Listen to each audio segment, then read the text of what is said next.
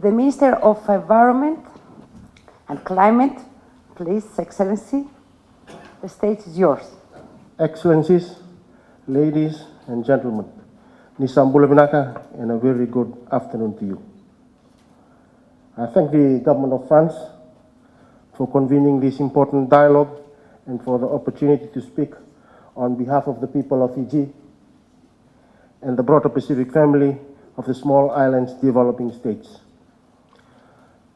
For island nations like ours, vulnerability is not a headline. It is a lived experience.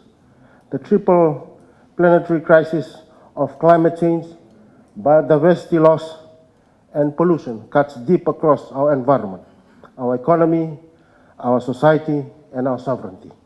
It makes national development strategies and international cooperation difficult. Sea level are rising, cyclones are stronger, coral reefs that once fed and protected us are bleaching and drying.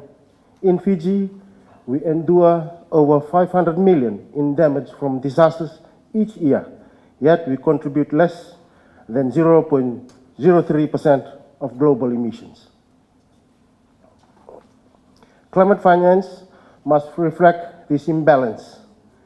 Income levels alone do not tell the full story of our exposure, our risks, or our capacity to respond. We welcome the anti-UN Barbuda agenda for seeds. It sets a vision for resilient prosperity, and importantly, it calls for financial systems that work for vulnerable nations like ours. The SEEDS Center of Excellence, with its data hub and investment forum, is a step towards the right direction. We support the Multi-Dimensional Vulnerability Index, MVI, as a tool to help ensure finance flows to where it is truly needed. But tools must be followed by actions. Innovation in finance means direct access, simplified processes, and local ownership. In Fiji, we are doing our part.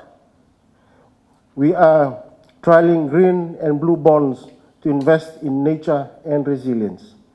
We are looking with partners on risk insurance and building regional safety nets like the Pacific Resilient Facility.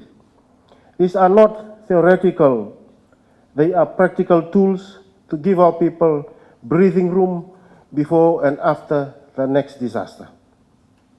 Our national ocean policy, blue carbon initiatives, and the marine spatial planning are just policy frameworks. They are not just policy frameworks, they are grounded solutions rooted in the knowledge that our ocean is our lifeline. They are helping us restore our ecosystems, protect our livelihoods, and build a sustainable blue economy. We also acknowledge the efforts like the Paris Pact for People and Planet and the dialogue of banks and funds on vulnerability.